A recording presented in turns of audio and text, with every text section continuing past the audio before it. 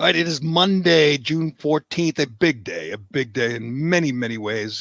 First of all, I'd like to wish a happy Flag Day to Mara Gay and the whole staff at the New York Times. I know this is a traumatic day. They might actually see some flags, and we know that flags can be traumatic. Flags can be disturbing for the folks at the New York Times. I don't know what else you do on Flag Day. I just know you salute the flag, right? Or say the Pledge of Allegiance. I I don't know. believe so. We actually didn't even play. I actually almost felt like, I mean, Mara Gay was the first one who said it, but the girl from The View, her opinion reacting to Mara Gay was almost worse than Mara Gay. We didn't play it last week, but her opinion on it was just It is doubling down. funny It was insane. when someone at the New York Times or Washington Post or whatever CNN comes out and says something so stupid, so outrageous, just so dumb, and they feel compelled to defend it. They can't say they got to be on her side, because if you're not on her side, then you're on, Sean Hannity's side. You can't do that. So they'll come out and defend it when she says she sees flags and pickup trucks on Long Island while visiting a very dear friend. It was so lame. She's so dumb. She's the same one that said, Bill Gates. I mean, no, Mark, who was supposed to be the one to give? Oh, Bloomberg. Michael Bloomberg was supposed to give, had raised and spent so much money on his campaign, and she said he could have given $1 million to every American, 330 million Americans. He could have given them each $1 million. And of course, Brian Williams, another dummy, agreed with that. And they both had a good laugh. And that clip will be preserved forever. And Morgan, and you know what? That was just dumb. This thing about seeing flags and how disturbing it is just scary. That you think you see. I mean, the American flag really, really scary. We're not talking about the Confederate flag. We're talking about the American flag, and hopefully everyone will fly their flags today. By the way, I think it was Media Research Center. I don't know if they hired a truck, but there's a truck with a big flag, like painted on the side of the truck, and they parked it outside the New York Times just for publicity and just to traumatize the whole staff. Maybe they'll do it again today, but it's also the new flag. By the flag is part of the new Gerry Callahan logo you want to design. I don't know if you want to alienate a certain segment of the audience there. I don't know if you want to do that. That's a good point. That's a good point. Oh man, maybe we should. We should. Can you change it to the pride flag instead? Okay, of sure. I can do it. Yeah, you still got time. You're only halfway through. I mean the new pride flag, not just the colorful one, but the one that has like arrows and triangles and little dots, and it's supposed to represent all the, not just L, B, G, T, but also Q and A and I and Z and X, and I mean everyone has a place on this flag. It's a mess, as Ben Shapiro said. It looks like a cat threw up on the pride flag, and he's right. But I think we should try that for the new logo, just to be inclusive. Cullinane, Oh, by the way, this is Cullinane's last Monday with us, so that's another reason it's a big day. But it's also Donald Trump's birthday.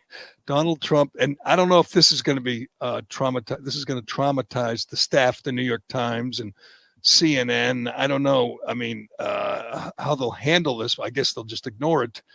But Trump turns 75 today, which means he's only 3 years younger than the bumbling, stumbling old man who struggled. Should we say? I'm going to try to be nice. Struggled at the G7 meeting in wherever that was, Cornwall.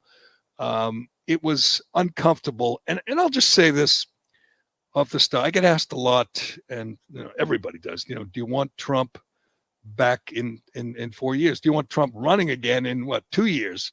And I don't. I mean, I certainly supported him in the election in November, and I do think we're seeing. I do think there's going to be a lot of buyer's remorse for people who didn't support Trump, who supported Biden, didn't support Trump because of mean tweets and dumb things that he said, and they don't really appreciate what he did. And same with Biden. They thought he was just a harmless old guy, but he's being, I think, manipulated by hard left progressives who want to fundamentally transform the country. But I don't want Trump because I don't want a 78-year-old president. I mean, I've said this all along. I have some experience with older people in cognitive decline, in the throes of dementia, and it's not a joke. I mean, the older you get, the more likely you are to have these issues, and clearly he's having those issues. And if he were whatever, a teacher or a fireman or insurance salesman, he would have been asked to retire. He would have retired by now, gotten a whatever gold watch and a party at at Applebee's on Friday afternoon, and they all would have said good luck in retirement, and he would have done what retired people do. He would have moved to Florida, perhaps, or he would have taken up gardening, and he would have watched Wheel of Fortune every night with his wife, with Dr. Jill, and they would have lived happily ever after. But somehow politicians don't do that. As we've said many times, we're being controlled now by a bunch of octogenarians, not just the president, but, Mitch McConnell, Nancy Pelosi, Chuck Schumer, Charles Grassley, what's her name? Dianne Feinstein, who's 87, I believe, Supreme Court justices, and of course, the most powerful man in the world right now, Dr. Anthony Fauci. Oh, should I say science? We just call him science because if you criticize him, you're criticizing science. Well, science is 80, and and we entrust him, and we've entrusted him with the most vital decisions a person can make. I'm sorry, you're not at the top of your game at 80 anymore. You're just not. And we're living in this denial. It's very strange. The more I see Biden, the more I think that we should, I don't know if this requires a constitutional amendment, or the legislature could pass a law requiring presidents to be under 75. I mean, or whatever, under 78. They should, because you have to be 35. You can't do it. You can't be president when you're 32, even though there's plenty of smart, mature, 32-year-olds. They can't be president. It's not allowed. It's against, and it's unconstitutional. So why do we allow 80-year-olds when we don't allow 32-year-olds? That, to me, an 80-year-old is scarier than a 32-year-old. I mean, we don't allow people who weren't born in this country. I remember when we went through that with Arnold Schwarzenegger, and some people wanted to change the Constitution to just have that fraud as president. I'm like, no. I mean, it limits the field for a reason, and it's a country of laws, not a country of men. No one is so important that we should change the Constitution. The hell with Arnold Schwarzenegger or anybody else who was born elsewhere. They can become, rich and famous, and they can become, senators and congressmen. They can't be president. And you shouldn't be able to be president at 78. We're seeing now, it is scary. It is not funny. Well, sometimes it's funny, but not always. Sometimes it's just scary. And I think even if you hated Trump, even if you love Biden, even if you support all his radical policies and want him to fundamentally transform the country, even if you're all in, you can't watch what you saw this weekend and what you'll see again this week after he meets with Putin, which is scary. But you can't see that and think our president, our commander-in-chief, the most powerful man I don't know if he's the most powerful man in the world anymore. He could be in the top 5, behind, of course, Fauci. But you can't think that's normal. You can't think he's well. You can't think that's good. That the guy is shaky at best. And I think perhaps the scariest video for people who have been familiar with old folks who aren't at the top of their game anymore, aren't sharp, may have been the video where he wandered off. He's in a tent, and I don't know if we could play it, Dave, but he just wanders off, and his wife has to grab him and say, "We're going this way." It looks very familiar to people who've had a parent or a grandparent or a spouse in at that stage. And I mean, he's not completely shot because he can still, stand up and make a speech, even though he can still read a teleprompter at times. He stumbles and bumbles and misses words. And yesterday, or was it 2 days ago? He did a speech where he mixed up Syria and Libya 3 times. He said Libya when he meant Syria 3 times. And I got a simple question for you. What if he tells someone to, to commence the bombing and gets the wrong country? What happens then? Does he have somebody? Is Kamala Harris or Ron Klain or whoever, Barack Obama, going to say, no, you don't mean Libya? We've already destroyed that country. We took care of that, Joe. That's Barack. We could work together with Russia. For example, in Libya, we should be opening up the passes to be able to go through and provide food assistance and vital assistance to a population that's in real trouble. I think I'm going to try very much. That's a tough one to watch right there. And he just goes on. He does it in the course of a minute. And again, that's not funny. There's some funny stuff. Don't get me wrong. I do laugh at times when I mentioned him wandering off and Dr. Jill having to grab him. He's the president. He's at the G7. There's security everywhere. There's handlers everywhere. And he still manages to wander off like an old guy at Denny's. Let me play the tent video that you're referencing. This was tough to find, so I wonder if people even saw this, because this wasn't all over the internet. It's for our YouTube viewers, but we'll describe it for our audio audience. How are your meetings going in Cornwall, Mr. President? I beg your pardon? How are your meetings going here in Cornwall? Very well. Come on.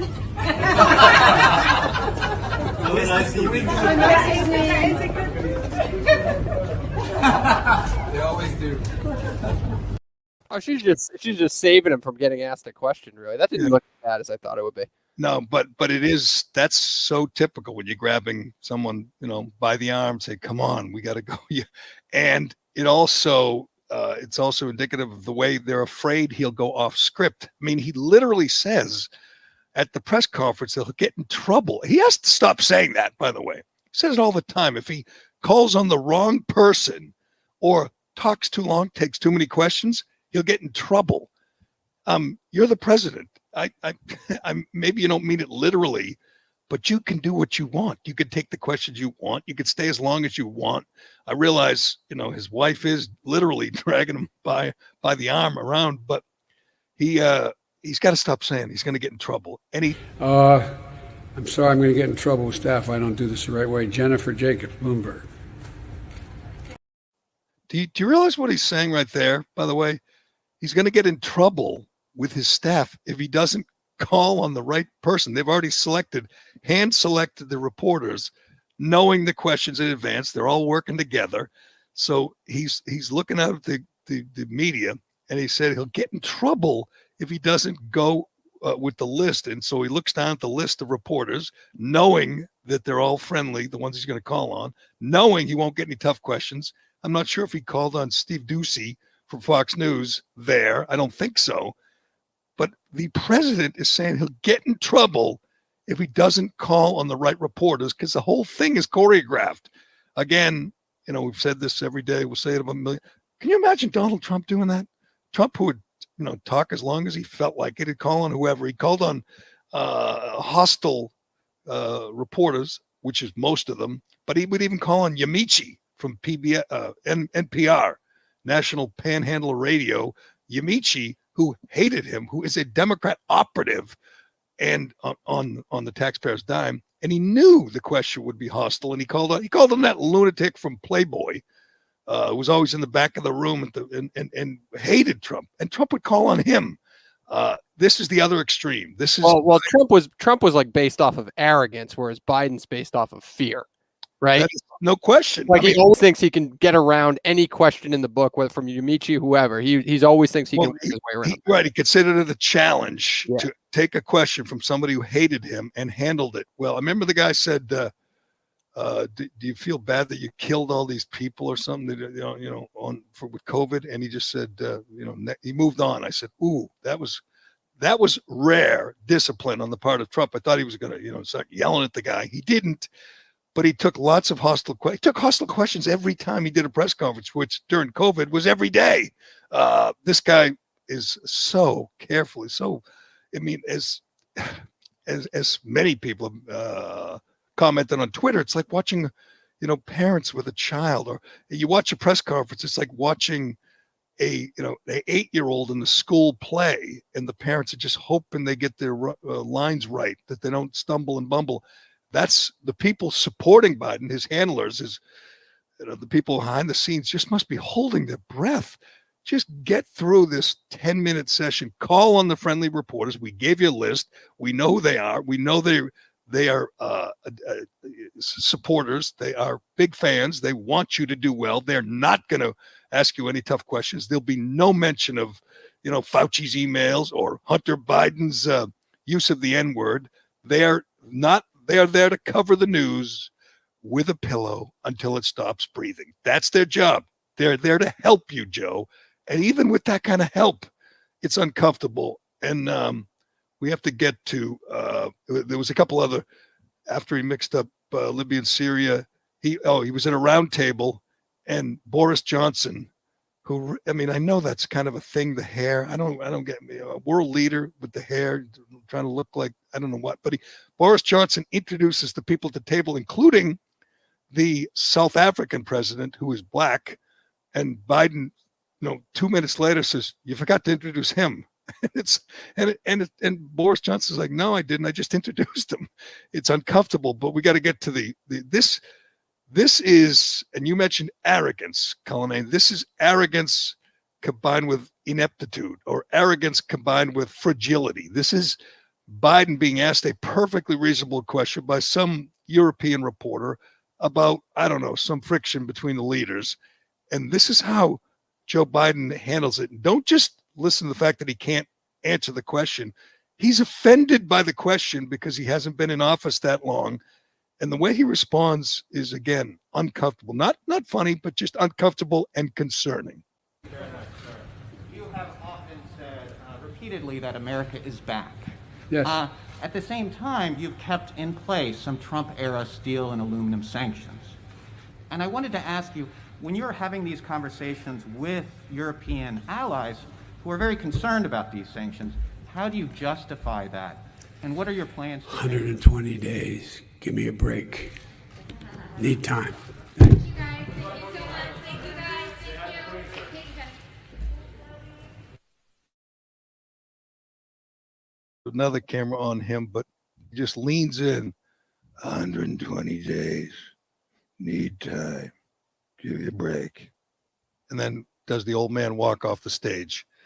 What? That's a perfectly reasonable question. And you're offended because you've only had 120 days. You said America is back. In only 120 days, you brought America back, right? But you can't talk about sanctions or tariffs because it's only 120 days. Again, I suppose that guy's name wasn't on the list. I don't even know who that is. I guess he might be American, but asked a perfectly reasonable question. But he wasn't, tickling his backside. He was asking a real question, and Joe Biden doesn't want to hear any of those. So 120 days, need time, give me a break. And then his handlers literally grab him by the arm and drag him off stage. And he's going to sit down one-on-one with Putin, and it's going to be uncomfortable. And I realize, again, the media will help him. His handlers will be all around him, but that's not how it's supposed to work. It's just not, as someone pointed out, when all the 7 leaders were together on stage, someone said there are 7 billion people on Earth. This is the best we can do. Boris Johnson, Macron. It's uncomfortable to look at these people. New Nature's Bakery baked in. Sorry about that. Sorry, going volume there. That? That was a Babylon B site that I thought was muted, so you're good. Babylon B is great, by the way. If you want to stay up on fake news, there's no better site, no better Twitter feed. But again, you watch this and you say, I don't know who would have been a better choice. Obviously, I'm not in favor of any of them, but Klobuchar or That's why you have to be pissed, right? Buttigieg. I mean, Buttigieg is young and he's, was a mayor of South Bend, not a lot of experience, but he's not in cognitive decline. He's not senile. I mean, the idea that the best choice for this entire country is a guy who probably shouldn't be driving. If he were just, again, like a normal person and he were, worked at the post office and he retired at 65, he would be 13 years into his retirement and his kids would be trying to talk to him about giving up his keys, giving up his driver's license. And I'm not kidding. Do you see that guy that was just doing that old man walk gingerly off stage? Do you think he should be behind the wheel of a car? Serious question. That if you don't think the guy should be driving, you want him with the nuclear codes, you want him making decisions and there's a real chance that he drops, some bombs on Syria. What if he thinks it's Libya? That's a serious question. It is scary. Why do we do this? I don't want Donald Trump. I don't want him as president. I don't want him as vice president. I don't want him to run. I love, do rallies, issue press releases because you can't be on social media. Issue press releases, do interviews, whatever, go on Hannity, go on Newsmax, do all you want to do. But I don't want 78-year-old presidents because you know what that means? That means 82-year-old presidents. Nobody believes Joe Biden will be president at the end of it. Will even make it through one whole term. I've already set the over-under on 18 months. 18 months.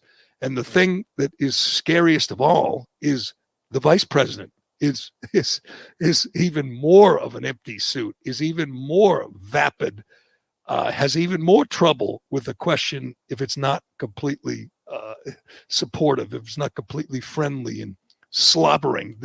The woman who refuses to go to the border because she doesn't want to have a bad photo op is going to be president. I have no doubt.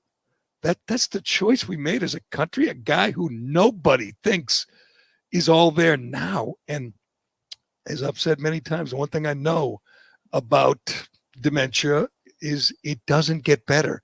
It just gets progressively worse. And the things like, forgetting or losing your way and then getting a little snippy, those are symptoms. And they're not going away. The next year at the G7, the next year at the summit with Putin, in 2 years, 3 years, it's going to be worse. It's going to be worse.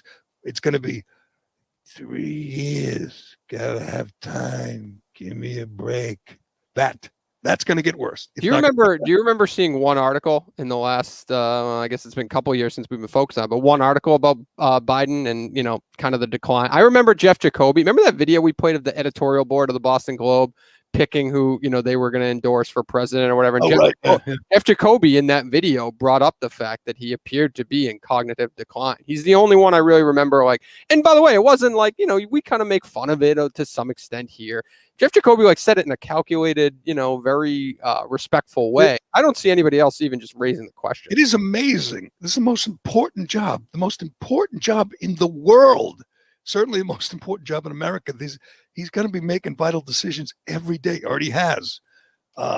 Whatever. Day one, shutting down the XL pipeline, putting 11,000 people out of work just to throw a bone to environmental extremists. That's a huge decision. And the guy who made it is not, I'm going to try to be friendly again, at the top of his game. The guy who made it is not all there. His supporters know it. His detractors know it. Everybody knows it. And you make a good point because to most in the media, and again, most of them are supporters, it's like not allowed. It's verboten. You can't bring it up. It's like, you'll never hear it. I don't care what, if he shows up today with the underwear on the outside of his pants or shows up today and is completely lost and babbling incoherently, they won't mention it on CNN, the New York Times. They'll do just the opposite. They'll say, boy, he was great at the G, wasn't he? What a big win he had at the G7. When your eyes tell you a different story, it's remarkable that we've elected this man in this condition. He ran 8 times before this and never won. Before he was in cognitive decline, he lost over and over again. And now he wins and this is the condition he's in. We don't need 80-year-old presidents. I'm sorry if it sounds insensitive, but at some point, people have to be honest. We shouldn't have 80-year-old presidents. They're not fit for the job. It's a really hard job, a really stressful job. You don't get to call lids at 9 a.m. when you're in the White House. And isn't that why Donald Trump should be pushing somebody right now? Like he should be all in on DeSantis. He should be all in that, and also he'd have time too, right? You'd have a couple years if DeSantis does something stupid, you can kind of pivot. That's what I'm afraid of. Trump has got a huge ego. He doesn't think, he ages like a normal person. He thinks that he is, in his prime. He would brag about, if he got a physical, he'd brag about what great shape he's in, even though he's overweight. And he would say, all the tests were perfect. I'm perfect. Everything's great. And most people would say, am I too old? Do I need that stress? I'm going to be 78. I'm going to be 80. I'm going to be 82 in the White House. That's nuts. But Trump is has such a huge ego that I fear he will do it. And he'll be more likely to do it the more people tell him he shouldn't do it. The more he hears people say, you can't do it. You shouldn't do it. You're right. If I want him to do rallies, I want him to be active. I want him to battle. I want him to go at people, like Pelosi and Schumer, and go at, AOC and go at the media. I want all that, but I want him to be supportive of DeSantis. If DeSantis is the guy, or whoever, it's Josh Hawley or Tom Cotton or Kristi Noem or whoever, be supportive and get out there and do rallies, and don't get in the way. Don't get in the way.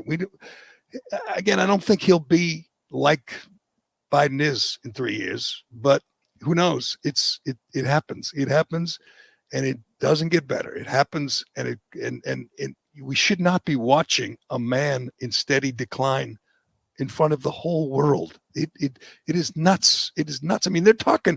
I just watched AOC on CNN talking about, does she want Stephen Breyer to retire so that Biden can name a Supreme Court justice? And she was, I'm just going to check. She was saying like she's not really comfortable talking about it or whatever.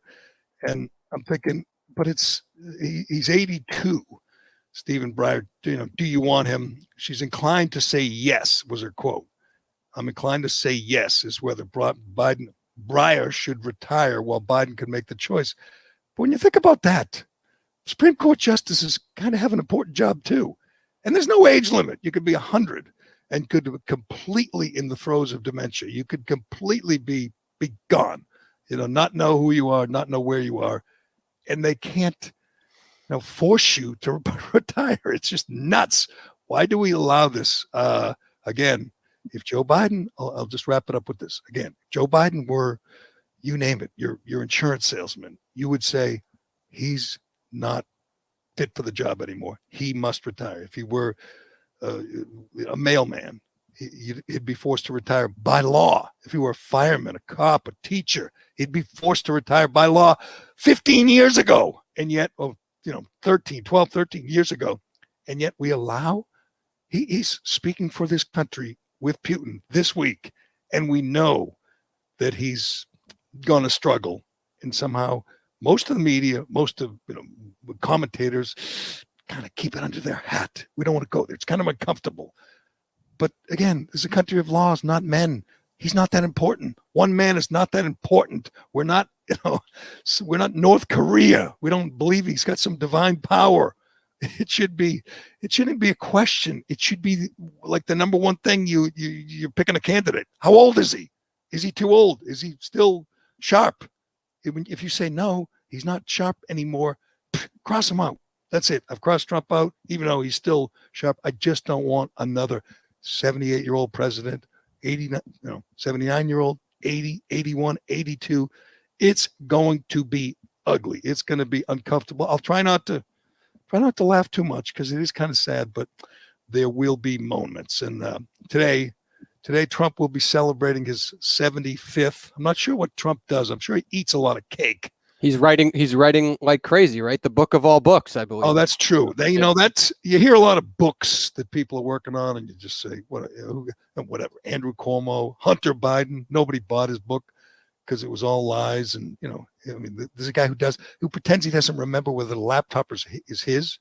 So there's going to be all this detail in the book, and you're going to say that can't be accurate. You made that up. You said you were on drugs. You said you were in a haze.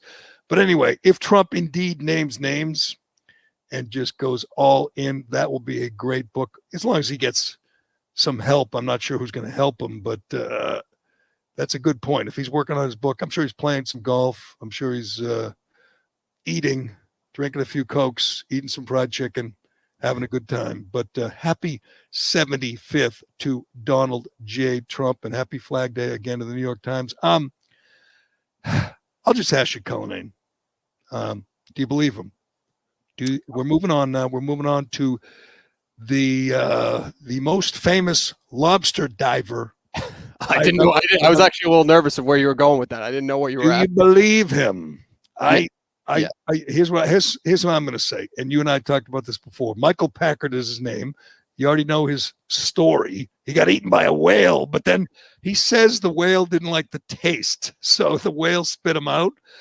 Well, it was an accident, right? The whale was just looking for food and just stumbled upon Michael Packard. Those little fish, those little whatever they're called, the little plankton or whatever. Yep. They gulp. I've read more than I need to know about whales' dining habits, and they gulp eat. They just take a massive gulp of water and they eat the fish, and I guess they spit out the water. Anyway, Michael Packard, he's done one thing for me. He's introduced me to the world of lobster diving. I didn't even know there was such a thing, and I should know these things. Is he aware that you could put like this trap? It's like a little cage on the bottom, and you put some dead fish in it, and the lobsters will crawl, and then you pull the trap up, and there they are. You don't I would have to assume it's his profession. I'd have to assume. The craziest thing I learned about this dude, I don't know if you saw this, he survived a plane crash, like a significant plane crash in Costa Rica. Yeah. And the co-pilot, and one of the passengers died. And it sounds frightening. They were in this remote part of Costa Rica, but they were saved in one day.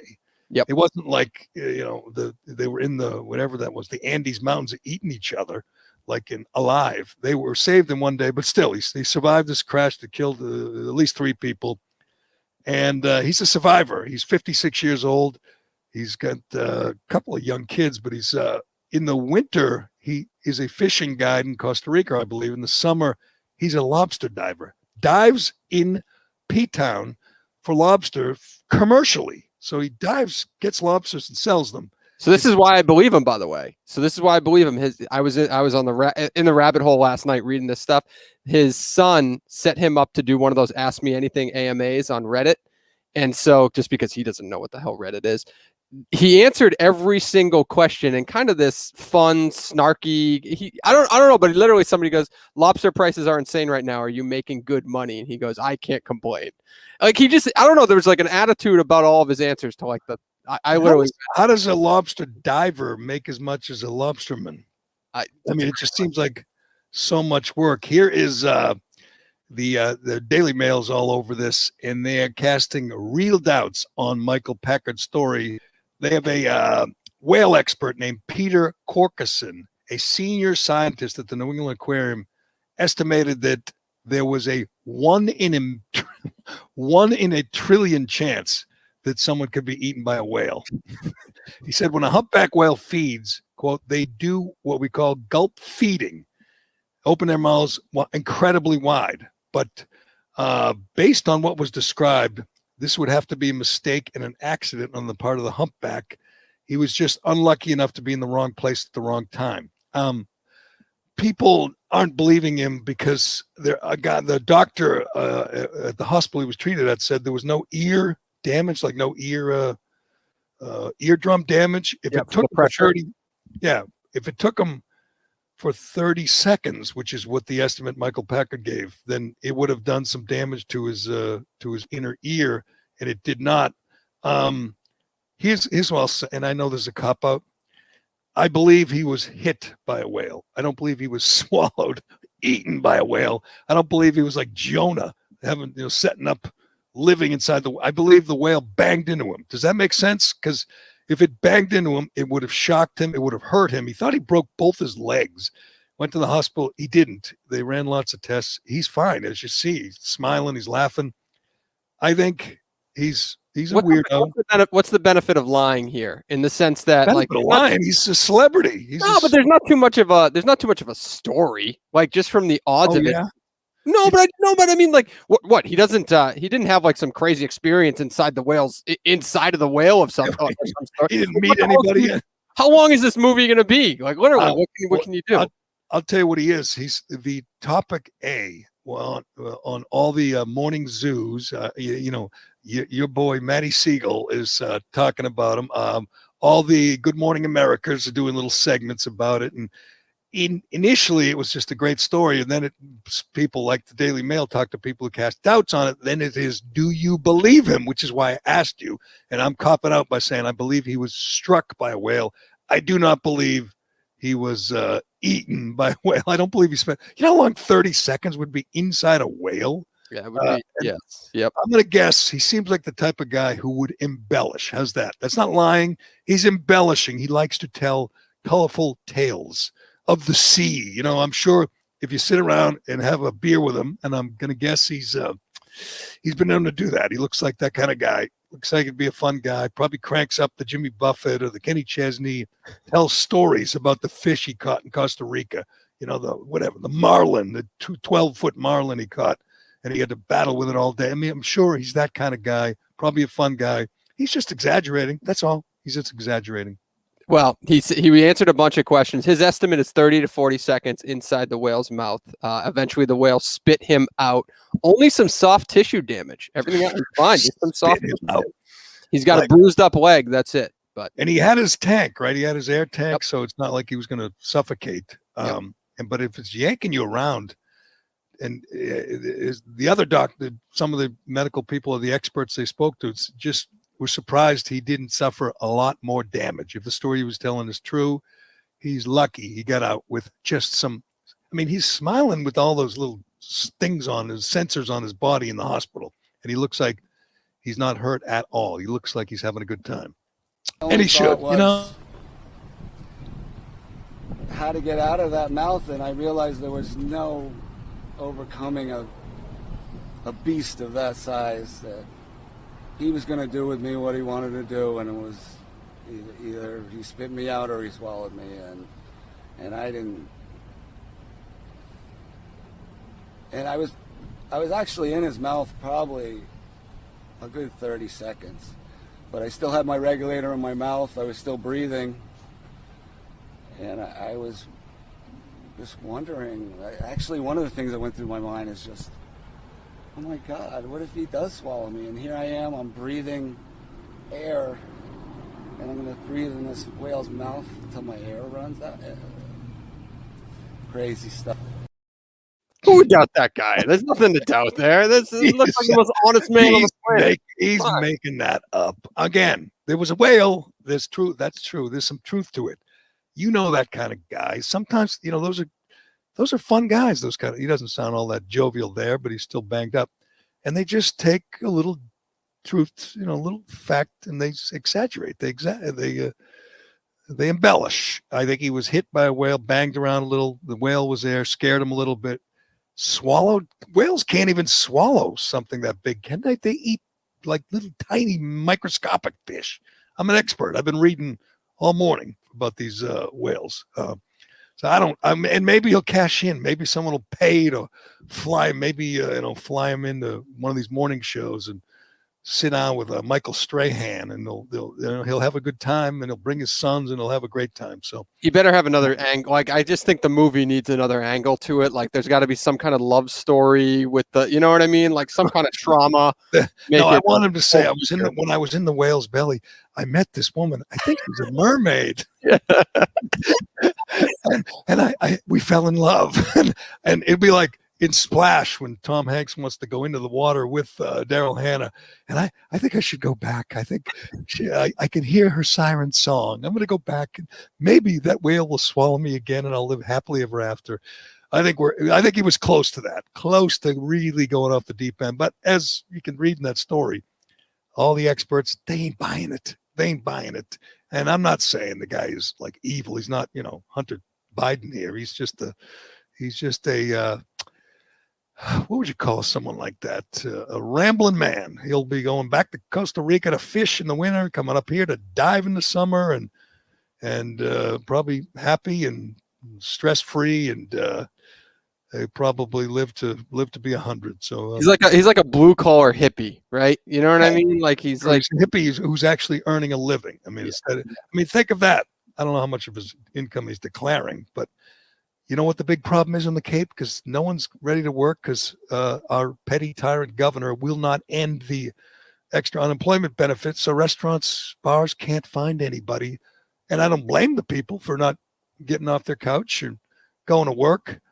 They're making more to not work, thanks to our idiot governor and other political leaders who think somehow it's, compassionate and helping working people by giving them money rather than insisting they go back to work. And even though there's a million jobs out there, it's so frustrating. I can't imagine being a restaurant owner right now, and you can't open 7 days. You can't open for lunch because you can't find help because your government, which put you in this situation, put you in this position, is handing people money to do nothing. And so at least Michael Packard. Michael, yeah. Michael I gotta give a shout out too, because we get a lot of people in the comment section who disagree with us, but I gotta give Willie credit for making me laugh. Haven't we all been chewed up and spit out by a whale before? Like hasn't that happened to all of us before? So I was once swallowed and spit out by a whale. But she gave me crabs and not lobsters. That's good. That's good. I didn't know there were any I didn't know there was such a thing. I see lobstermen all the time with their traps and their lobster boats and their big, their big orange boots go up to here, those things, and they go out and they pull the lobsters out. I didn't know guys actually dove in and grabbed them one at a time. It doesn't seem to, whatever. Like, good luck to him. He sounds fine. He sounds like he'll be back diving for lobsters. He literally answered like 800 questions on Reddit yesterday. So you're probably right in that he loves the attention for sure. He did personally. He did. His son was like typing out all the questions for him. Yeah, his son handled it for him. But it's actually it's funny to watch because there's a lot of people making. Well, we'll see where it goes. Hopefully, he doesn't get exposed as a total fraud, a total Jussie Smollett type looking for attention. But you never know. He's certainly got plenty of attention. I'll tell you, we're going to get to a couple more things here. I'll tell you who does not want attention, and I understand why. I don't know if you saw this, Callahan, but the bidding to go in the rocket or the spaceship or whatever the hell you call it with Jeff Bezos and Jeff Bezos' brother to go up into the atmosphere or out of the atmosphere for 11 minutes, I believe. The bidding went to $28 million over the weekend. One wealthy guy who wants to remain anonymous for good reason because he's a friggin' idiot is going to spend $28 million to go up in a rocket with Jeff Bezos. And what? I guess Bezos says, it's going to be amazing when we look back at the Earth. I'm sorry. I've never been a big space guy. I'm not that into space. I think we spend way too much money on space, and I'm not into space movies. I was never into, whatever, even Lost in Space or Star Wars. I don't care. But can you imagine having so much money that you spend $28 million to spend 11 minutes with Jeff Bezos for what? And I realize Bezos says this is going to go to charity. Who knows? I mean, God knows he doesn't need the money. And I wonder, what is he charging his brother for this little ride? Didn't who's the maniac who owned the Virgin Airlines? Isn't he doing something like this? Didn't he take reservations for like $150,000? Like he's going to go. They say he's plotting to go July 4th to beat Bezos. This is just an ego trip because Elon Musk is trying to get it done, and Bezos and Branson, all these billionaires are into space. Maybe it's my mistake. Maybe I should be more into space. Maybe that helps you meet the right people and opens doors. But I have no interest. If that were free, I wouldn't do it. And I mean, I wouldn't do it because it's probably dangerous, and it just seems like I mean, maybe it's thrill. Maybe it's a thrill of a lifetime. This guy has money to burn. So he said, "What the hell? I'll do it." And how can he remain anonymous though? Isn't it the whole thing to publicize it and brag about it? This is a billionaire space race, and Bezos planned to be the first, but now Branson might do it on the fourth. This will be interesting. What if they start rushing to get to space to beat each other, and they don't take the time to check everything? Those space movies like Apollo 13, they got to check everything. Boom, boom, with all the little switches and the lights and everything, the buttons. What if they say, "Hey, Bezos is going up on the 28th. We got to get up quicker. We got to get up sooner. Let's go."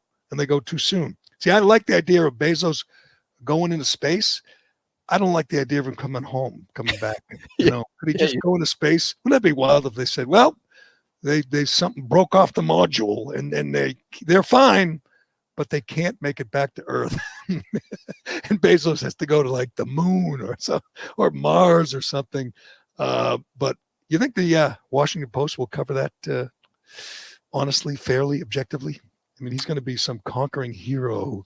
Well, it's going to be heroic because I would assume that 28 million is all going to charity, right? So they have a great angle to play this one up as they raised a lot of money, right? It's not. I was looking for the charity, and it just says they mentioned they plan to send it or give it to charity. It doesn't say which charity. It'll probably be some stupid global warming thing or something. Like, imagine if Jeff Bezos is trying to subsidize his costs by selling off a ticket to a nobody for 28. I don't know. It just feels. I know. I hope the guy's obnoxious. I hope, obviously he's a billionaire. I hope it's that guy that owns the LA Clippers, Steve, what's his name? Steve, that lunatic that owns the Clippers and dances and jumps around. He's so obnoxious. I hope it's him. I don't know a lot of billionaires, but I hope it's someone really annoying and obnoxious. I don't think Bezos has any like tech enemies, right? That would be fun. That'd be a fun storyline if there was a tech enemy. I don't think he's like enemies with Apple and Tim Cook. Isn't Elon? I don't know about enemies, but they're certainly rivals. Yeah, but Elon Musk, I mean, is a legit competitor in the space world, let's put it, space. Elon Musk can't do it just to screw with him. So actually that could be funny. I mean, it's a good question. I mean, they're all rivals. They're not, they don't hate him, but, and they're all liberals. Steve Ballmer, that'd be my choice, would be the most annoying billionaire. I should Google annoying billionaires. Paul Allen, Bill Gates. Maybe it's Bill Gates. Obviously, these guys could, 28 million. Could be anyone. Hell, it could be Oprah. That'd be good. What about one of the royal family? What if it's it's Meghan Markle? They got money like that. They got I don't know. So nothing bores me more than space. I don't give a shit about the space. Yeah, I mean the videos are kind of fun to watch every now and then. I like that Elon Musk is a legit lunatic and he's involved in that stuff. That's fun to kind of like see, but I don't give a crap about brand. I guess it's natural because they've kind of conquered things. If you had $130 billion, and I mean he's building a $500 million yacht. This is amazing. This is a guy who will actually, talk about climate change and global warming. He's building a $500 million yacht. I forget the length, but it's insane. It's the definition of excess. I'm sure he's going to say, "Oh, we have solar panels, or we have, other stupid. It's carbon neutral, but it's not. It's a huge carbon footprint. It has as I mentioned before, has a tender boat with a helicopter landing pad on it. That's how big this $500 million yacht. You really have to be bored with whatever normal yachts, $200 million yachts to actually say, I need to get a bigger yacht. I have to spend more on my yacht. So I guess he feels like he's conquered everything on Earth. That's what Musk probably feels like, even though he's much younger. Musk or Branson feel like that the next obvious frontier is space, and good luck to him. I don't have a lot of interest in it. I wouldn't want to do it. Not that it's not just because it's dangerous and scary, but I wouldn't want to do it because I'm not into space, man. I'd rather, go out, whatever.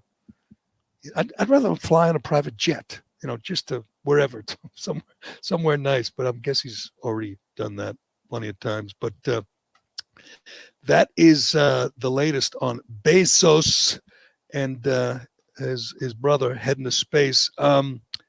My man Bill Maher did it again. Callahan did it again. Well, let me do Shea. Let me talk about Shea first, and then we will get to Bill Maher, who just, I mean, he's become the voice of reason, which is how you know we're living in an upside down world, because I can't get enough of Bill Maher, even though I don't agree with everything. I think he's hitting home runs every Friday night, or I see them Saturday on YouTube. But let's do Shea, then we'll do Bill Maher. All right, my man Bill Maher on HBO. He doesn't do anything really, I don't know, provocative or profound or mind-boggling or mind-blowing. I mean, he's a smart guy, but he does this really weird thing where he just makes sense, just talks common sense. I mean, he does it from the perspective of a hardcore lefty, an avowed atheist, a Trump hater. There's lots of things that I disagree with Bill Maher, but what he does is just makes sense. And like when he tackles this, he obviously was against the coronavirus, panic porn, and lockdowns and everything, and he made that clear when he came back, whatever it was, a couple months ago.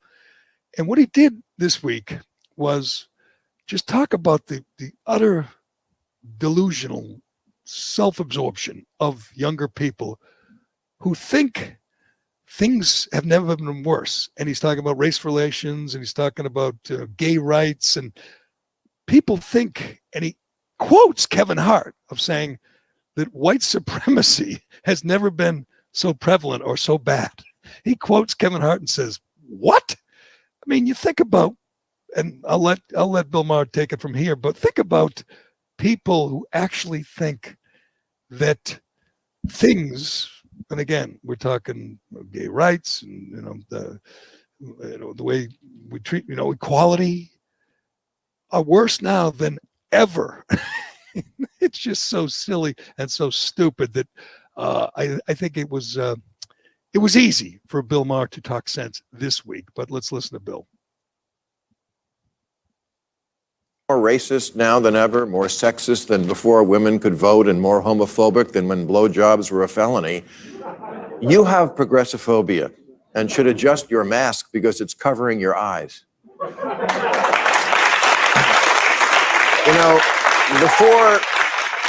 Before 2012, every time gay marriage was put before a state's voters, it lost 35 times in a row. Now it's the law of the land in every state. Even half of Republicans are for it. The other half are for closeted gay sex. The chant from gay protesters used to be, we're here, we're queer, get used to it. Well, we did. This is Pride Month, and it's not even a big deal anymore. 30 days of parades and festivals celebrating a cause that was once so divisive, Ellen had to pretend to be straight. State houses fly pride flags now. Disney celebrates it. By federal law, every single TV show must include a storyline about lesbians having a baby.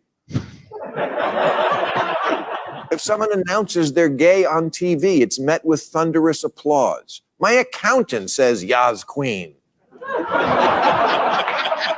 You literally can't find a major American corporation that doesn't do something for Pride Month. NASCAR does it. Raytheon, maker of high-tech lethal weaponry that kills people from the sky, does it. And I hear next year they're going to paint "You Go Girl" on the side of their missile. He does. I mean, he goes on and on, obviously. He is kind of an opportunist, right? Because now he doesn't have much to work with Trump. So now he's going after. It's a good point. It's a good point. And others, and we've seen it with CNN and their Trump obsession, and they don't know what to do without him. And they would never do this kind of thing where they criticize. He's not really attacking the left, but he's criticizing people who think things are tougher than ever. And he quotes Kevin Hart. And I certainly think it's ridiculous that they're flying the pride flag in embassies. By the way, not all embassies. We do it in, whatever, Scandinavia, but we don't do it in Saudi Arabia. We're not flying the pride flag in Malaysia. only select embassies, and I certainly think it's gone overboard. And he's talking about NASCAR and Raytheon. But again, it's the people who think that times are tough. Times are tough, and white supremacy is obviously the lie is being promulgated by the administration for a reason, because Trump's gone and they need to blame someone. But he made a great point. Like, he made a great point. Like, it is Pride Month, right? And literally, minus the pandering of corporations and stuff like that, it's just normal to the world now. And isn't that the way that you would want it to be? It would like, I remember Reamer was on here and we were talking about Justin Thomas used the gay slur during golf, and it was like, it's not the guy who shows up to the protest. He's gone. Like, he doesn't, he's completely transphobic. He's all this stuff. Like, he's totally gone. You can't win him over. It's the people who kind of like under their breath say things. It's whatever. Right. Pride Month is normal part of life now. It's just normal. Exactly. And I would say this to Reem. We'd have this conversation all the time. Is at some point you say, we won, we prevailed. It's you have overcome. There's, if you hear about discrimination, it's just the opposite of discrimination. As I always say, that it's amazing that Reamer is a young, good-looking gay guy and a good writer, and the Globe hasn't hired him. That's the only. I mean, normally that'd be enough, and the Globe would hire you. I mean, they're literally looking for people like him, and I think being associated with me and others has hurt Reams, unfortunately, because he is a good writer and a hardworking guy. But there's no discrimination against him. We had him on sports radio. We had him with me. It's over. They won. They won. As it is amazing to think that's less than 10 years ago. It was on the ballot in 35 states and lost every time. And now people not only accept it, celebrate it. And if you're against gay marriage, you better keep it to yourself, because that's going to be a hate crime. I've already said that.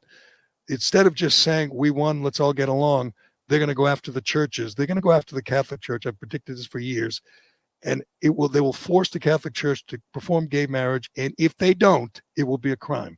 You watch. I don't want to go off on that tangent, but they can't just say, we won, let's celebrate. That's part of it. But they go after the baker who doesn't want to bake cake for a gay couple. Instead of going to the bakery next door and getting the cake, they want to string him up. They want his head on a stick. And that's, I guess, the next logical step. If you're a real militant, you want to force, you want to destroy the life of the baker who says, it's against my religion. Oh, it's, Stephen hits the nail on the head right there with his comment. He says the left wants 100% compliance with everything right now, or you get canceled, as opposed to look at how far it has come. Sometimes it does, take a little time to get there, right? Like Maddie in the morning. I'm sorry. Like we do not expect Maddie in the morning to understand whatever her name is going through right now. He's 72 years old.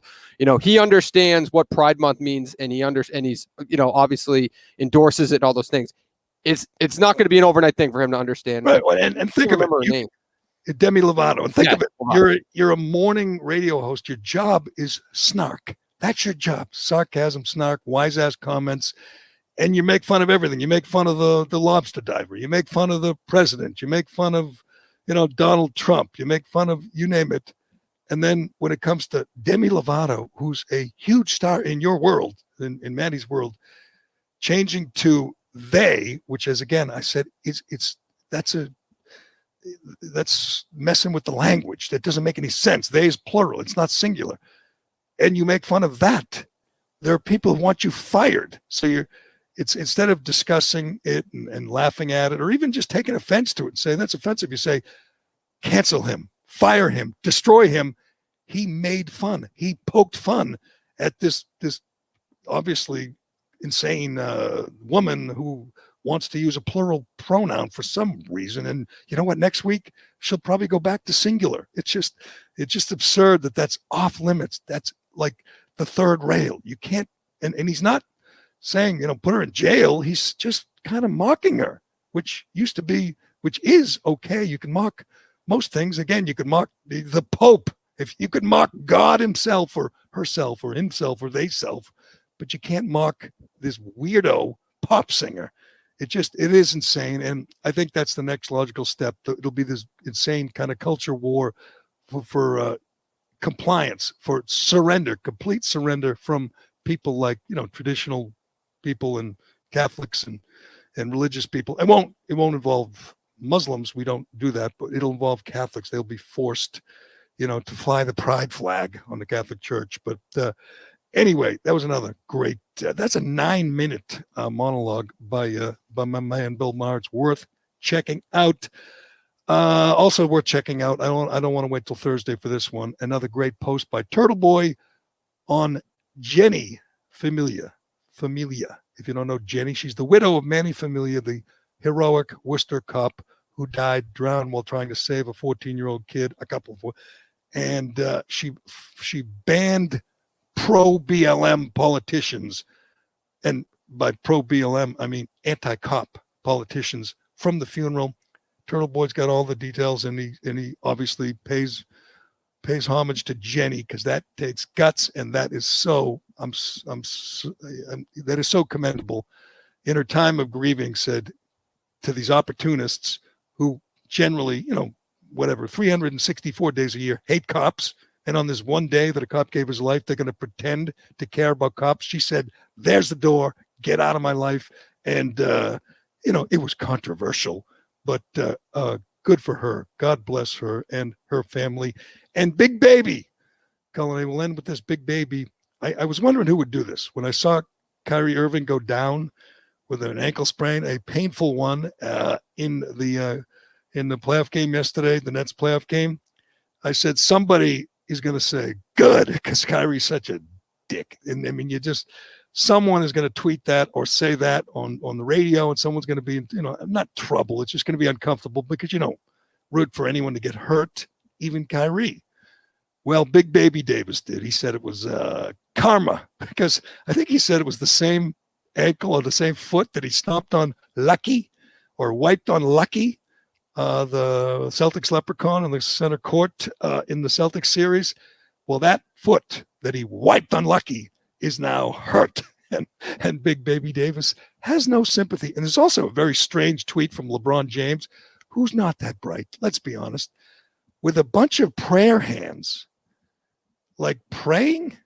Do you really pray about a guy, a former teammate, a guy you didn't always get along with? You pray for an ankle sprain, or for a guy with an ankle sprain to get better? Is that really something you really think LeBron actually prays? No, Please, I don't think. Please, God, help my old friend Kyrie get better.